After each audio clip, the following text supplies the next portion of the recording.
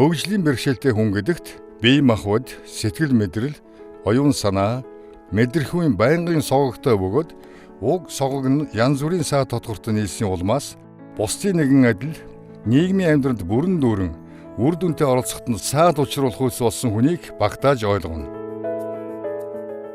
Нийгмийн хариуцлага нэвтрүүлгийн дугаар бүр дээр эрхэм үзэгч танд энэ нийгэмд хоосон орхигдсон орон зай, анзаарч харах ёстой, тусалж дэмжиж цэгцлэх ёстой асуудлуудыг үзэгч танд хүндэн тавих болно. Энэ удаагийн дугаараар бид хөгжлийн бэрхшээлтэй иргэдийн боловсролын орчны тухай сурвалжлагыг үзэгч та бүхэнд үзүүлэх гэж байна. Хөгжлийн бэрхшээлтэй иргэд, тэр дундаа хөгжлийн бэрхшээлтэй хүүхдүүд үндсэн хуульд заагдсан хүний бүрэн эрх сурч боловсрох эрхээ эдлэж чаддаж байна уу? Сурч боловсрох эрхээ эдлэх орчин нөхцөл боломж бүрэн гүйцэд байна уу гэдгийг үзэгч та бүхэн энэ удаагийн нэвтрүүлгээс хамтдаа үзээрэй. 2016 оны үндэсний статистикийн хорооноос гаргасан судалгаагаар Монгол улсад нийт 100,993 хөгжлийн бэрхшээлтэй хүн амьдарч байгаагийн 10% нь хөгжлийн бэрхшээлтэй хүүхэд байна. Үүний 27% нь хөдөлгөөний бэрхшээлтэй хүүхдүүд эзэлж байгаа юм. Улсын хэмжээнд хөгжлийн бэрхшээлтэй 22,000 гаруй хүүхэд боловсролын байгууллагад хамрагдах шаардлагатай гэсэн тойм судалгаа бий. Гэтэл улсын хэмжээнд 6 тусгай сургууль ердөө 1670 хүүхдэл суралцж байна. Хүн төлбөрийн хөгжлийн бэрхшээлтэй хүүхдүүд боловсролын үйлчилгээний гадна орхигдож байна. Түүнчлэн судалгаанаас үзэхэд хөгжлийн бэрхшээлтэй хүүхдийн 40% нь цэцэрлэг сургуулийн бага ангид суралцж байдаг бол цаашид энэ хувь буурсаар дунд аглах ангид байгаа хөгжлийн бэрхшээлтэй хүүхдийн тоо нийт хөгжлийн бэрхшээлтэй хүүхдийн 14% болж буурсан байдаг нь суралцах боломж нас их бүрт багасж буйг харуулж байна. Мөн сургуулийн өмнөх боловсролд хамрагдаж чадахгүй байгаа хүүхдүүдийн дийлэнх нь хөгжлийн бэрхшээлтэй хүүхдүүд болон ядуу өрхийн хүүхдүүд байна гэсэн судалгаач бий ажээ. Тэгэхээр боловсролын үйлчлэгээ энэ чиглэлд тулгамдсан асуудал бөгөөд олон сөрөг үр дагаврын эхлэл нь энэ болоод байна. Хөгжлийн бэрхшээлтэй иргэдийг ямарваа нэгэн шаардлага тавихад илүү зүйл нэхлээ гэж үздэг хүмүүс бий. Гэвч тэд илүү зүйл нэхэж шаардаагүй. Тэд тэгш эрхийг, тэгш боломжийг, тэгш орчин нөхцөлийг биднээс хүсч хүлээж байгаа юм.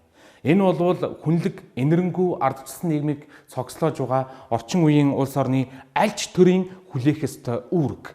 Хөгжлийн бэрхшээлтэй иргэдийнхэн орчин нөхцөлийг сайжруулах үүргээс орчин үеийн аль ч нийгэм татгалздаг. Гэхдээ Монгол орны хувьд хөгжлийн бэрхшээлтэй иргэдийн сурч боловсрох орчин нөхцөл туйлын хангалтгүй байгаа нь яалтчгүй үнэн билээ.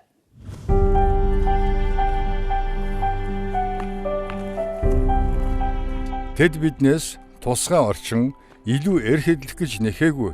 Тэд ижил боломж, тэгш боломжийг хүсэж байна. Гэвч бидний цогцлоосон хүнлэг иргэний ардчилсан нийгэм хүндээ хэрхэн үйлчилж байна вэ?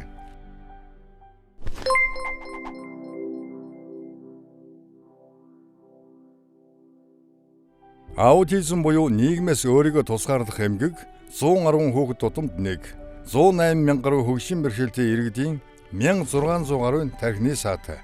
Дэлхийн нийт хүн амын 800 төрөл тутмын нэг нь даавууны хам шинжтэйгэд цочирдом тоо түүний үр дүн бидний нийгэмд бодитоор оршиж байна. Сая дурдгдсан тоо бол энэ нийгэмд бодитоор оршиж байгаа үзүүлэлт. Энэ харамсмаар тоо нэг бүрийн цаана, нэг өвчтөе хүүхэд, түүнийг харж хандаж асарч байдаг нэг асран хамгаалагч буюу өрхийн гишүүн оршиж байгаа.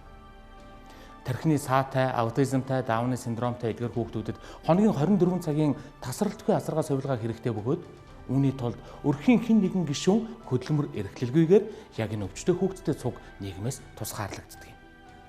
Ингэснээр энэ өрхийн амжиргаа буурч, орлого саарч, ажилгүйдэл ядуурлын төвшөнд улам ойртдог юм.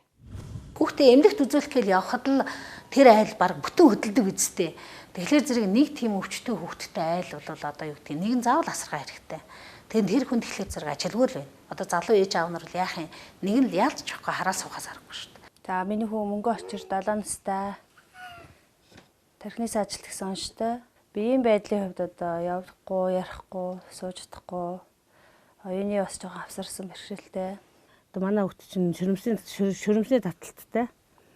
Тэгээд энэ одоо хөлд ордгоо тэгээд нөгөө хөгжлийн бэрхшээлтэй. Тэгээ хүүхдээ хараад 3-4 жил гэртээ суусаа. Ер нь хөгжлийн бэрхшээлтэй хүүхд харж гэртээ сууна гэдэг чинь ер нь л нийгмийн амьдралаас салсан ер нь хэцүүлтэй.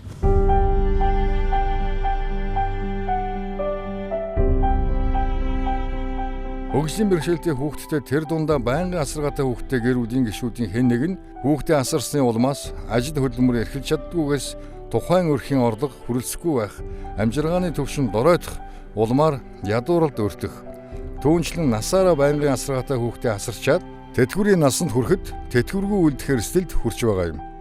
Дээрх нөхцлүүдээс шалтгаалж хөгжлийн бэрхшээлтэй хүүхэдтэй гэрүүдийн дийлэнх нь амжиргааны төвшингээс доогуур амьдарч байна.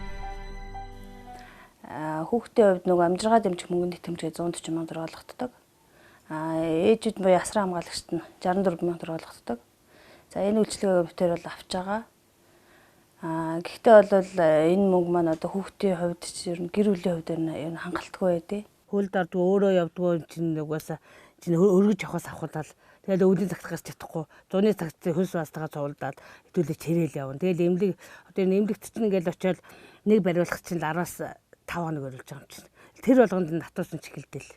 Тэгэл нэг атуус нийтний өрөөл тэгэл явна шүү дээ. Эхнээл очиод мөтөж мөн их явсандаа томрог тусмал ээжнүүд бас өөрт нь ч өөрт толж орж өөр юм. Хүүхдэд дараа л ээж бийгүй. Нэдэ тэр хөтггүй чинь би босыг бийгүй гэл. Үнэхээр сэтгэл байвч тэгж чадахгүй байгаа хүүхдтэй. Хэцүү юм билээ бас. Миний саналаар бол одоо энэ байнгын асран хамгаалагчдын мөнгөнд итгэмжийг цалингийн доод хэмжээнд хөргөж өгөөч. Эсвэл нийгмийн даатгалыг одоо хүүхдэд харсан жилээр нийгмийн даатгалыг төлж өгөөч гэсэн санал ер нь байгаа. Одоо бид нар чинь нийгмийн даатгал төлөхгүй ямар нэгэн юунд хамрагдахгүй байгаа учраас эргээд одоо бид нар тэтгэврт гарах насанд хүрэхэд тэтгэвэр тогтоогдохгүй ажил хөдөлмөр эхэлж чадаагүй учраас энэ айгүйх толгомж байгаа асуудал байгаа. Эдгээр хүүхдийн хэрэгцээнд нийцсэн хөгжүүлэх үйлчилгээ, дэмжлэг, хамгаалалтыг цаг алдалгүй хүргэж чадахгүй бол тэдний туулах хүндрэл бэрхшээл улам гүнзгийрч насан туршийн уршигт нөлөөлөл үзүүлэн явандаа ядуурл нийгмийн амьдралаас тусгаардагдахад хүргэдэг байна. Сэтгэл санааны хувьд ч гэсэн бас хүнд байдаг л доо бидний хувьд бол. Одоо тэгээд гадуур хүүхдүүдэд аваад ингээ хамт явъя, дэлгүүр оршоо орж үзье, кино театр хамт явъя. Гэлигээ ер нь бүлчилгээнээр хамрагдахаар орчин ерөөсөө байхгүй. За дээр нь хүмүүсийн нөгөө нэг харилцаа, хандлага, харц тэр их хүнд байдаг л даа.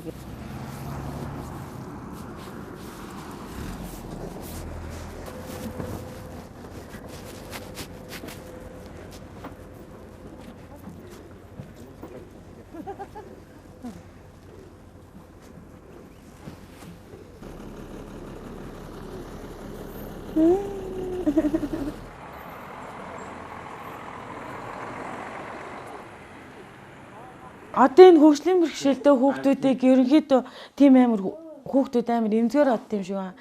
Одоо би жишээлбэл ингээл автобус нь ингээл хүүхдээ тэр явж байхад хиттэй вэ гэж асуудаг байхгүй юу. Тэгэхээр би амар санаа зовоод айл болох насын дарж хэлдэг байхгүй юу. Тэгэхгүй бол өө явдгүй юм уу тэгдэм үү гэл айгу бас өөр өнцгөөс хардаг. Тийм болохоор бас айгу хүүхдийнхаа насыг нуудаг. Тэгжээ жишээл нуухгүй бол хүүхдүүчээ бас зарим нь муухайж харах юм уу эсвэл тэгэл нэг эвгүй нийгэмд бол айгүй эвгүй. Уг нь бол нийгэмд гаргаад нийгэмд бас эднэр байгаа шүү. Адилхан амьдрах эрхээ эдлээд бүх эрхээ эдлээд ингээм хамт байгаа шүү гэдэг илэрхийлээд нийгэмд оролцсон явах нь зөв. Гэхдээ байнга тэгээд явах боломж байдаг учраас бид нар бас тэр болго хүүхдэд дагуулаад дэлгүүр яваал, кино театруудаар яваал тэгээд ахыг хүсдэг л дээ. Тэгээд тэр нь бол нууж байгаа хэрэг биш л дээ. Ил гарыг гэсэн хүсэл байвч тэр орчин бүрдэхгүй байна.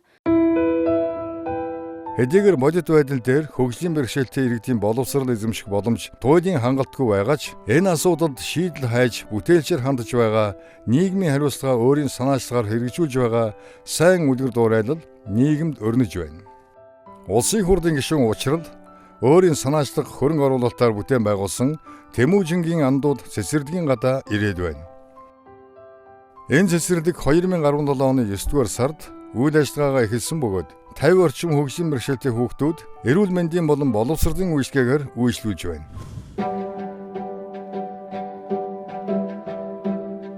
Хөгжлийн бэрхшээлтэй хүний эрхийн тухай хуулийг хэрэгжүүлэх зарим арга хэмжээний тухай тогтоолыг боловсруулах ажлын хэсэгт улсын хурлын гишүүн учрал орж ажиллахдаа хөгжлийн бэрхшээлтэй хүүхэд сурч боловсрох, тэгш эрэхтэй байх тогтолцоо тун сул байгааг анзаарч энэхүү цэцэрлэгийг байгуулсан нь өдгөө олон айлын амьдралд дэм болж өвчтөе хүүхдүүдийн ирээдүйд гэрэл асааж байна.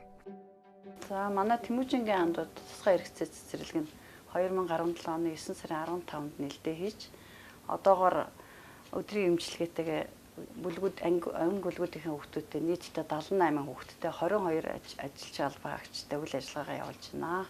Эдгээр хөгжлийн бэрхшээлтэй хүүхдүүдтэй зориулаад энэ цэцэрлэгийг байгуулсан. Энэ цэцэрлэг маань болохоор хөгжлийн бэрхшээлтэй хүүхдүүдтэй өөртөө үйлчлэх ахуй дадал эзэмшүүлэх тийм ээ. Нэгдүгээр хоёрдугаар болохоор боловсролын үйлчлэгийг үзүүлж байгаа.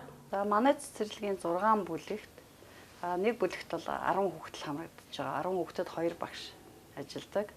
Мөн дээр нь цэцэрлэгийн арга зүйч, эмч, бариа заслын сувилагч, за тэгээд нийгмийн ажилтан, эрхлэгч, сэтгэл зүйч гэдэг одоо энэ бүрэн баг бүрэлдэхүүн ажиллаж байгаа. Түүнээс гадна одоо өдрийн эмчилгээнд хүнд хэлбэрийн саажилтыг өдөр тутамдаа одоо асаргаа шаардлагатай хүүхдүүдийг бол өдрийн эмчилгээ гэдгээр авдаг. Тэр хүүхдүүд эцэг эхтэйгээ ирээд эмчилгээ сувилгаагаа хийгээд өдрийнхөө хоол цайг идээд тэгээд одоо хөгжиж дэвшээд одоо тэр хүүхдүүд маань ахис дэвшил гарсан хүүхдүүд нь манай бүлэгт хамрагдаад ингээд явж байгаа тийм сайхан төршлөг байгаа. Саажилттай, даунтай, аутизмтай тийм олон төрлийн хавсарсан эмгэгтэй хүүхдүүдээр ч хамрагддаг.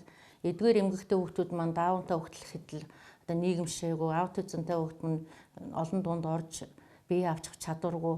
Тэгээд саажилттай хүүхд маань унах, таталт өгөх, хөдөлгөөний хомсдолд орох. Тэгээд булчингийн чангарал үүсэх зэрэг эмгэгтэй хүүхд манай цэцэрлэгт хамрагддаг. Тэгэхээр зэрэг аль болохоор эрт онцлоод жоохон юунд дутгаж байна, бие эрхтний хувьд байна, оюун санааны хувьд байна, ингээд тэрийг онцлоод ингээд эрт онцлсны дараа болвол тэр хүүхдүүдэд бид нар ахуй засал, хөдөлгөөн засал, эмчилгээнүүдийг хийгээ явцдаг. Эсэргэн цах эмчилгээ бол хамгийн гол нь өдөр тутмын эмчилгээ, байнгын хяналттай юм эмчилгээ байж байгаа гэдэг.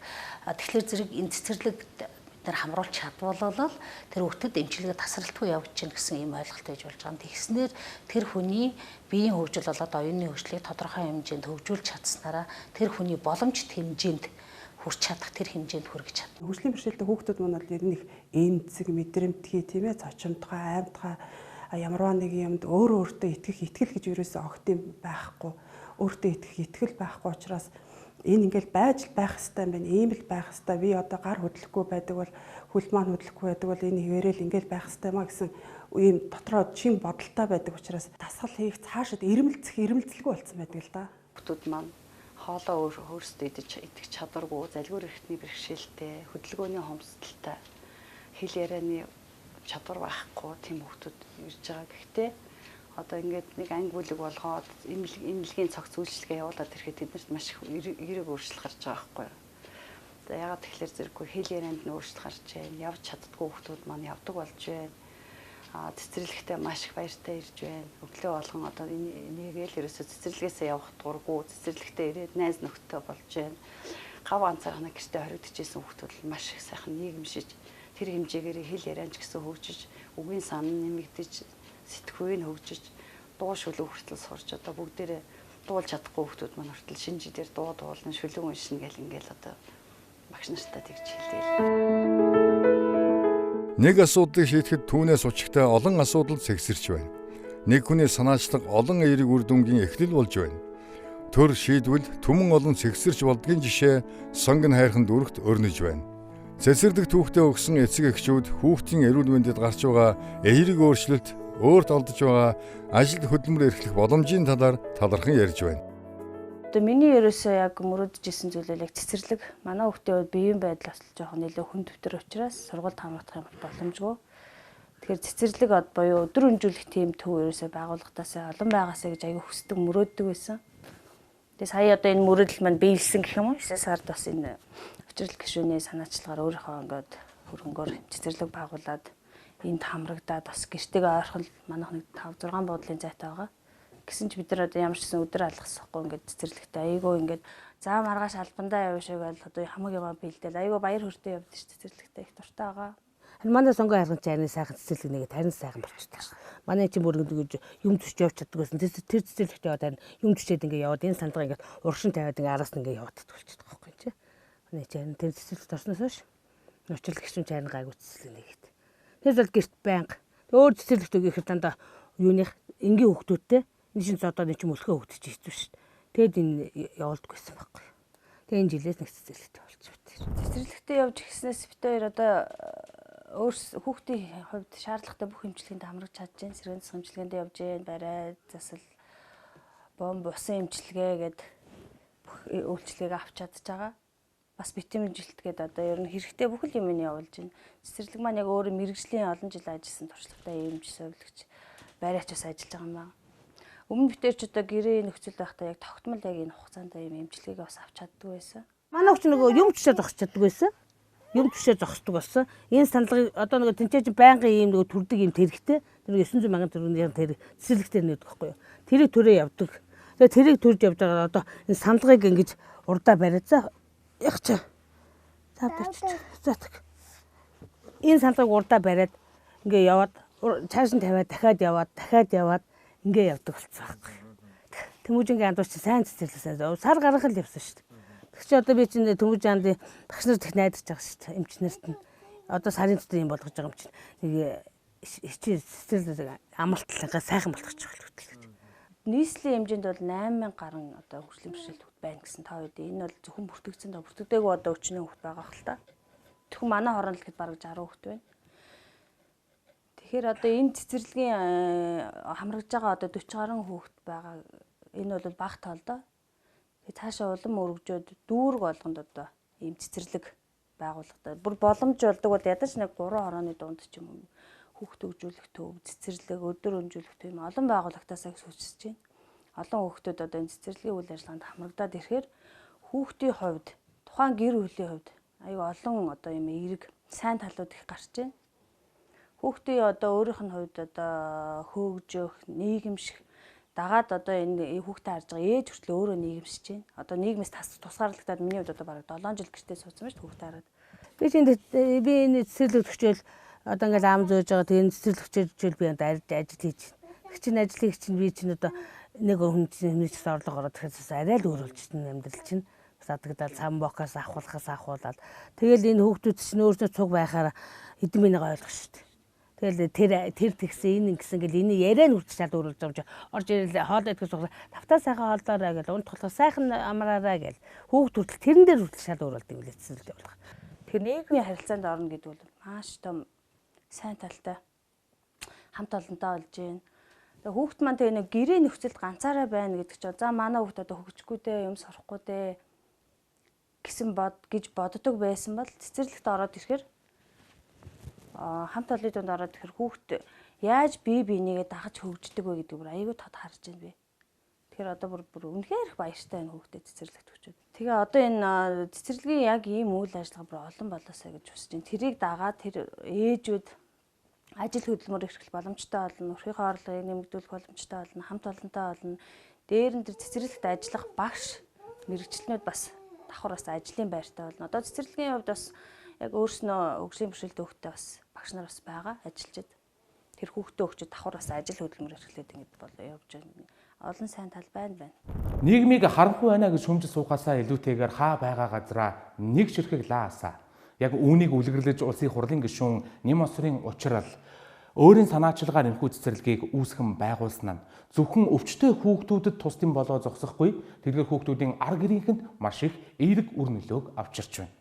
Өдрийн турш үр хүүхдээ асарч цовилдог байсан ээжүүд, аавууд өнөөдөр үр хүүхдээ баталгаатай, найдвартай, үйлчилгээтэй цэцэрлэгт үлдээчгээд өөрсөддөө зарцуулах цагтай ажил хийх боломжтой болсондоо талархаж байна. Миний охиныг сосор буран гэдэг 2 нас 8 сартай ДПЦ гэсэн онштой саажилттай тэгээд одоохондоо эцэгхийн хараан хяналтанд байнгын асаргаанд байдаг. Бид өөр чинь гэртээ байхдаа ганцхан хүүхдийнхээ халамжийн мөнгөөр л амьдардаг гэсэн.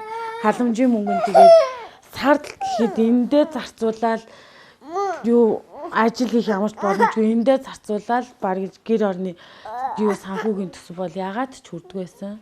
Нэг юм ингээд ганцаараа хоол идэх хүүхдээ авахгүй ш манад. бүгднийг бие засуулна, хоолно, ундлна, хувцлна. Тэгэхээр нэг хүнд гэх юм цаашаа тий энэ хүүхдүүдтэй ажиллаад би бол битээр бол юу агаад байна ш. Эхэндээ одоо яандаа л гэдгээс одоо бол бүр тасцсан. Тэгээ одоо би өөрөө банкны эдийн засагч мэргэжилтэй. Одоо тэгээд юу яаж байгаа? Энэ хүүхдүүдтэй хараад энд нартаа тассан ч юм уу, энэндээ дуртаад болж байгаа юм шиг юм уу? Одоо би бас багшаар давхар сурж байгаа. Ийм ажилд бас орсондоо маш баяртай байгаа. Хүүхдээ ч харчиж байгаа. Босод хүүхдээ ч гэсэн анхаарал тавьсан. Надад ч гэсэндээ баг зэрэг ч гэсэндээ хүүхд маань юм болохоор эднэртэйгээ ажиллахад бас арай ойр. Тийм учраас бас ийм ажилд ороод хүүхдээс цуг асарж байгаа доо баяртай байгаа. Цэцэрлэгт хүүхдүүдээс өгөхөөс өмнө бид нар одоо гэртээ хүүхд хардаг байхдаа одоо ямар нэгэн одоо ажил хөдөлмөрт боломж хаагдмалээс учраас өөртөө одоо орлого олох тийм боломжгүй байлаа. Зарим нэг ээжүүд маань яг бас гэрээрээ Монгол дээдсгөр бас хийдэг. Зарим нь ерөөсөн огт юм ойж үзэж байгаагүй ийм ээжүүд байсан. Тэгээд цэцэрлэгт хүүхдээ өгснөр бид нар бас зөндөө олон боломж нэгж байгаа. Тэдний нэг нь одоо сургалтанд хамрагдаад өөрснөө хөгжүүлээд өөрийнхөө амжиргааг дэвшлүүлэх боломж нэгдсэн. Одоо бид нар тэгээд цэцэрлэгт хүүхдээ өгчөөд илүү цагаараад бүлэг үсгээд хөдлийн цех ажиллуулъя, цаашлаад бас захиалгын хувьц ажиллуулъя гэсэн ийм боломжтой болж байгаа. Тэгээд тэрэнд их баяртай байна. Ээжүүд маань зарим нь гар урлал хийж гин, зарим нь ски урлал, шүрэн урлал, Монгол дээл хувцс, Европ хувцс гэдэг бас өөр ингэсэн чадвартай, боломжтой тийм ээжүүд байна. Бид нарыг бас боломжоор хангаж байгаад их баярлж байгаа.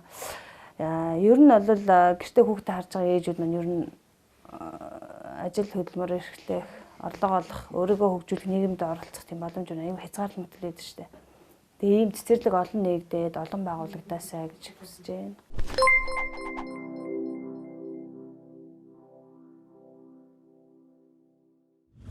Манай энэ цэцэрлэгийг бол улсын их хурлын гишүүн, учрал гишүүн өөрийнх нь хөрөнгөөр ямар ч эцэг эхчүүдээс ямар ч төлбөр татаас авахгүйгээр ингээ байгуулж өгсөн. Энд бол эцэг эхчүүд маш их баяртайгаа өдөр болгон эрэг үр дүн гарч байгаа. Хүн гэсэн өөр ингэсэн орон зай байдаг учраас тэрэндээ өөртөө зарцуулах цагтай бас нэг өөр бусад хүүхдүүдтэй өөр бусад ар гэрийнхэнтэй зарцуулах цагтай болж байна. Нэгдүгээр, хоёрдугаар тэгээд гэх юм бол ажил хөдөлмөр эрхлэх боломж бололцоонд бүрдчихээн тийм ээ. За гуравдугаар тэгвэл манайх бол нэг 17 ажилтнтай. 17 ажилтан маань энэ ч бас нэг ажлын байр нэмэгдүүлж байна гэсэн үг шүү дээ. За тэгэхээр ийм олон эрэг сайхан санаануудыг оруулсан ийм давуу талтай ийм сайхан цэцэрлэгийг байгуулж гисэн. Энэ учрал гишүүн байгуулж гисэн. Залуу хүний хувьд залуу хүний сэтгэлээс одоо өдөд бол одоо 30-тай залуу бол ийм сэтгэл гаргаж тэ ийм цэцэрлэгийг байгуулж энэ олон хүний төлөө ийм сэтгэл гаргана гэдэг бол бас хэцүү л дээ. Тэгэхээр хүний ухаан байна гэсэн үг тий. За ингээд учрал гишүүндээ маш их баярлалаа. Бид нарыг ийм бас ийм жижигэн жолоо ингээ манай гэр бүл болон бусад энэ хүүхдүүдэд ийм нийгэмшүүлж байгаад нь маш их баяртай. Тэгээд ийм цэцэрлэг нээж өгч бас энэ эмчилгээ сурвалгаа хийлгүүлж байгаад энэ хүүхдүүд эмчилгээ сурвалгаагаар л эрүүлчгээс хойш тийм учраас ийм гоё цэцэрлэг барьж өгсөнд баярлалаа гэж хэлмээр байна. Учрал гишүүндээ баярлалаа. Өөр хүүхдийн минь сайхан цэцэрлэг цэвэрхэн орчинд өсгөж өндөлгөж өгч байгаад баярлалаа. Ятан гоё цэвэрхэн цэцэрлэгч маа цэцэрлэгч. Улсын хэмжээнд ерөөсөө энэ хөгжлийн бэрхшээлтэй хүүхдийн цэцэрлэг ганцхан байдаг. Тэр чинь одоо жилдээ нэг цөөхөн үдүү хүүхд авахлаар ямар ч бид хэрэгцээ хангадгүй. Одоо даже 2 болчоод эрэлт ихтэй байна шүү дээ. Дахиад байсан ийм хүүхдүүд зөндөө байна. Тэгэхээр зэрэг энийг бол олж хараад ийм сайхан бас ингээд өөрийнхөө хөрөнгөөр ийм ингээ хийчихэж байгаа бол үүндээ бас нийгмийн гэсэн сэтгэл нь сайхан байна. Тэр улсуудын нэг хэсэг улсуудын амжиргааг дэмжиж өгч байгаа байхгүй юу. Тэр хүн уг нь бол улсад ажил хийж ивэл бас улс хөгжмөр байна шүү дээ. Тийм биз дээ тий. Тэр талаасаа ч гэсэн тийм. Хөгжлийн бэрхшээлтэй иргэдэд ирээдүй бий. Тэр ирээдүйг баталгаажуулах нь төрийн хариуцлага. Учрал гишүүний санаачлага нийгмийн хариуцлагад бусдыг уриалж байна. Хөгжлийн бэрхшээлтэй хүүхдүүдийн боловсролын орчинд таны бидний туслаж чадах орон зай байсаар байна.